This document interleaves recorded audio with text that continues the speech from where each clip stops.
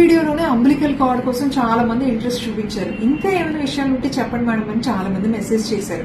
So ఈ రోజు అయిన డెలివరీది ఒక ప్లసెంటైన్ కార్డ్ తెచ్చాను మీకోసం. సో అప్పుడు కవర్ చేయని పాయింట్స్ ఏమైనా ఉంటే ఇప్పుడు కవర్ చేస్తాను. చూసారా, మీరు అక్కడ ఇక్కడ అబ్జర్వ్ చేస్తే ఇది కొంచెం షార్ట్ గా ఉంది. సో అంబిలికల్ కార్డ్ కూడా ఒక స్పెసిఫిక్ లెంత్ అనేది ఉంటుంది. 45 to 70 centimetres is normal. Mean average వచ్చేసి 55 సెంటీమీటర్స్ ఉండొచ్చు. ఒక్కొక్కసారి కార్డ్ షార్ట్ ఉంటుంది, లాంగ్ కూడా ఉంటుంది. షార్ట్ ఉంటే బేబీ మూవ్మెంట్ అనేది తక్కువగా ఉంటుంది. అంటే ఏంటంటే ఎక్కువగా అగ్రెసివ్ మూవ్మెంట్స్ ఉండకపోవచ్చు అనమాట.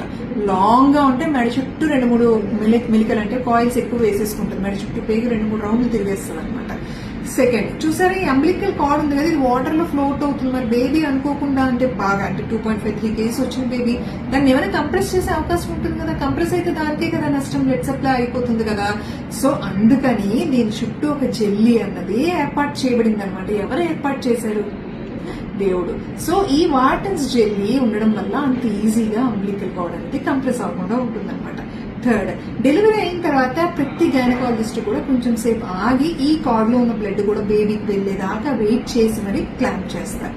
ఫోర్త్, ఒకవేళ అంబిలికల్ ఆర్టరీ లేదా అంబిలికల్ వెయిన్స్ లో బ్లడ్ సప్లై అన్నది కానీ ఏమైనా తగ్గింది అంటే బేబీ గ్రోత్ అనేది తగ్గే అవకాశం ఉంటుంది. దీన్ని IUGR అని అంటారు. Hope this helps. Thank you.